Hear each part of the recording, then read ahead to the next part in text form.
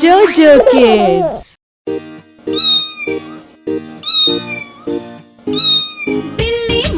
बिल्ली मौसी कहो कहाँ से आई हो। बिल्ली मौसी कहो कहाँ से आई हो। कितने चूहे मारे तुमने, कितने खाकर आई हो। कितने चूहे मारे तुमने, कितने खाकर आई हो।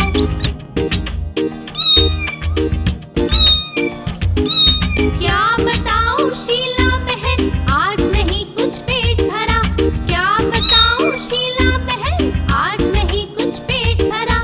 एक ही चूहा खाया मैंने, वो भी बिल्कुल सड़ा हुआ। एक ही चूहा खाया मैंने, वो भी बिल्कुल सड़ा हुआ। बिल्ली मौसी कहो कहाँ से आई हो। बिल्ली मौसी कहो कहाँ से आई हो। कितने चूहे मारे तुमने, कितने खाकर आई हो। कितने चूहे मारे तुमने, कितने खाकर आई हो।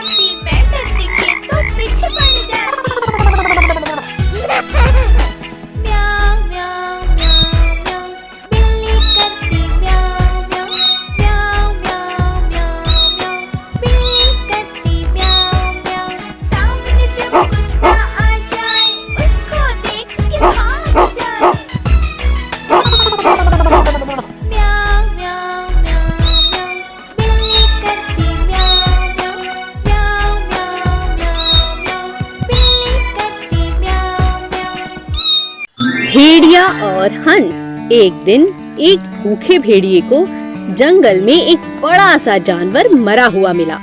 वाह, मजा आ गया, आज तो भरपेट खाऊंगा। भेड़िए ने ऐसा सोचा। वह एक बार में ही उस बड़े जानवर के ऊपर चढ़ गया और उसे जल्दी जल्दी खाने लगा। भेड़िया खाने में इतना मस्त हो गया कि उसने जल्दबाजी में हड्डी को भी खा लिया, लेकिन वह हड्डी उसके गले में पूरी तरह से अटक गई। भेड़िए ने उस हड्डी को बाहर निकालने की बेहद कोशिश की, पर वह असफल रहा। भेड़िया मदद के लिए एक हंस के पास गया, जो कि नदी के पास रहता था। भेड़िए ने हंस से कहा, मेरी मदद करो, मेरे गले में हड्डी फंस गई है। अपनी लंबी चोंच से तुम इसे निकाल सकते हो। मैं तुम जो चाहोगे वो इनाम दूंगा, बस तुम ये हड्डी निकाल दो। हंस ने उसकी बात मान ली। हंस ने अपनी लंबी चोंच को उसके मुंह में डाला और गले में फंसी हड्डी को आराम से बाहर निकाल दिया। हड्डी बाहर निकालने के बाद हंस ने भेड़िए से कहा, लाओ, मुझे मेरा इनाम दे दो, तुमने वादा किया था। चालाक भेड़िया हंसने लगा और बोला, हा, मैं तुम्हें इनाम दूं? तुम्हें तो मेरा शुक्रिया अदा करना चाहिए कि मैं तुम्हें बिना खाए छोड़ रहा हूँ। हमें किसी भी दुष्ट पर भरोसा नहीं करना चाहिए। मछली जल की रानी है, जीवन उसका पानी है। मछली जल की रानी है, जीवन उसका पानी है। हाथ लगाओ तो डर जाएगी, बाहर निकालोगे तो मर जाएगी। हाथ लगाओ तो डर जाएगी, बाहर निकालोगे तो मर जाएगी।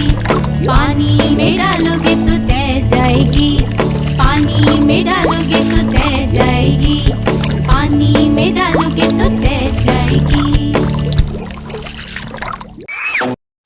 JoJo Kids।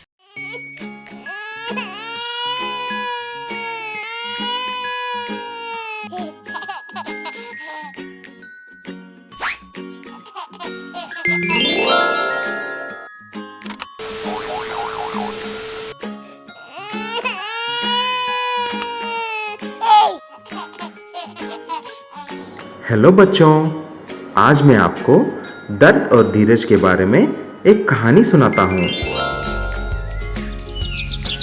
अरे मुन्नू, तुम रो क्यों रहे हो?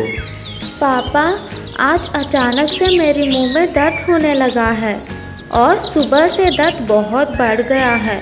जरा देखो। अच्छा मुन्नू, दिखाओ तो।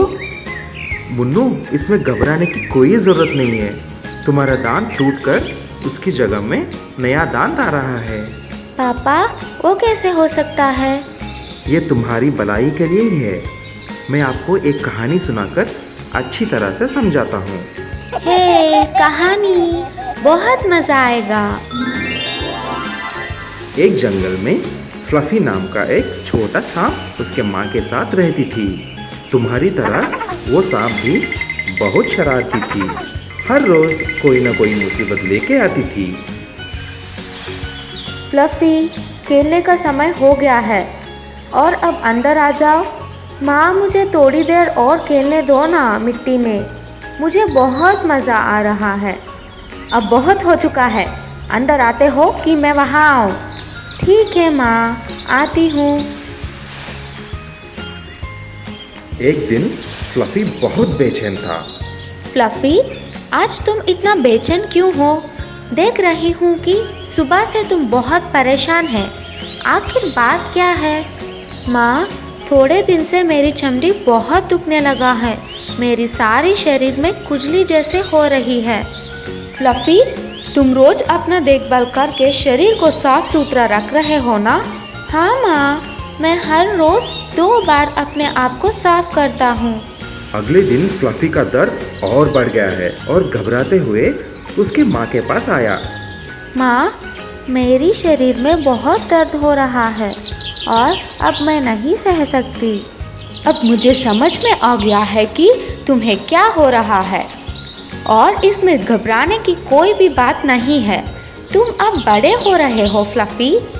बस थोड़े ही दिन में एक चमत्कार होने वाला है। माँ, ये आप क्या बोल रहे हो? मुझे तो कुछ भी समझ में नहीं आ रहा। और वो दिन आ ही गया है कि फ्लफी भागते हुए माँ के पास आया। देखो माँ, यहाँ पर देखो, मेरा चमड़ी निकल रहा है। मैं इतने दिन से बोल रही हूँ, आपको तो ज़रा से भी चिंता नहीं है। तुम परेशान मत हो फ्लफी। अच्छा, अब तुम एक काम करो, देखो वो पेड़ दिख रहा है ना, उस पेड़ से लपेटकर अपने आप को अच्छी तरह से रगड़ो। क्या? ऐसे करूँगी तो और भी दर्द होगा। मुझे पता है कि क्या करना है और क्या नहीं। जाओ और ठीक से मैंने जो कहा वो करो। माँ, ये तो चमत्कार हो गया है। मैं तो बिल्कुल नया सांप दिख रही हूँ। मेरी चमड़ी अब चमक रही है। मेरे बेटे, अभी जो तुम्हारे साथ हुआ वो हम सांपों की बड़े होने की सूचना है। हम अपनी चमड़ी में रखे कीटाणु की वजह से दर्द महसूस होता है। उस दर्द को थोड़ा सहने पर अपनी पुरानी चमड़ी को छोड़कर उन सारे कीटाणु से छुटकारा पा सकते हैं। चलो, अब तो तुम बिल्कुल नई सांप दिख रही हो और दर्द भी मिट गई। अब जाओ और सावधानी से खेलो। हाँ माँ, अब मुझे समझ में आ गया। तो मुन्नू, अब समझ में आ गया? ठीक उसी तरह तुम्हारा पुराना दांत टूट जाएगा और उसकी जगह नया दांत, मजबूत दांत आ जाएगा। और इस कहानी से हम सीख सकते हैं कि दर्द को सहकर संकट के समय में धीरज से विपत्ति का सामना करेंगे तो हमेशा ही अच्छा ही होता है। और इस कहानी से हम सीख सकते हैं कि दर्द को सहकर संकट के समय में धीरज से विपत्ति का सामना करेंगे तो हमेशा ही अच्छा ही होता है। Please subscribe.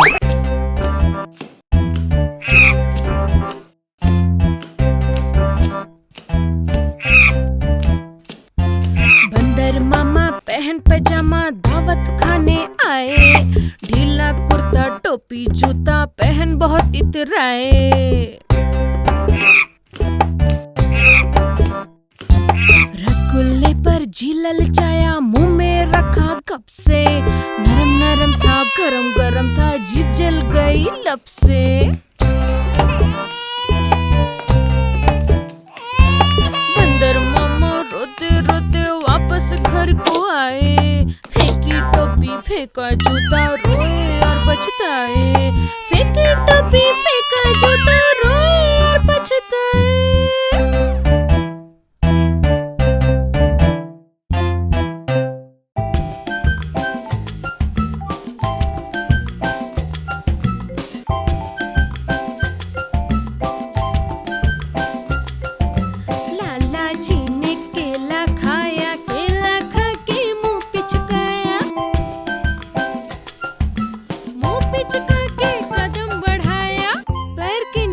छिलका आया, लाला जी तो गिरे धड़ाम।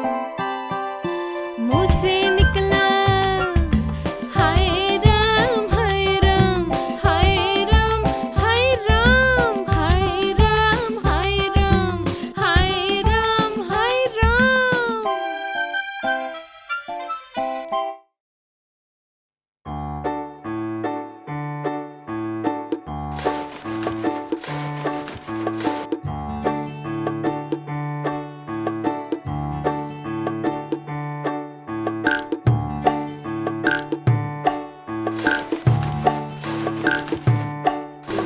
तितली उड़ी उड़ ना सकी, तितली उड़ी उड़ ना सकी, बस में चढ़ी सीट ना मिली, बस में चढ़ी सीट ना मिली, सीट ना मिली तो रोने लगी। ड्राइवर ने बोला आजा मेरे पास, ड्राइवर ने बोला आजा मेरे पास। तितली बोली हट बदमाश मेरा घर है पास, हट बदमाश मेरा घर है पास।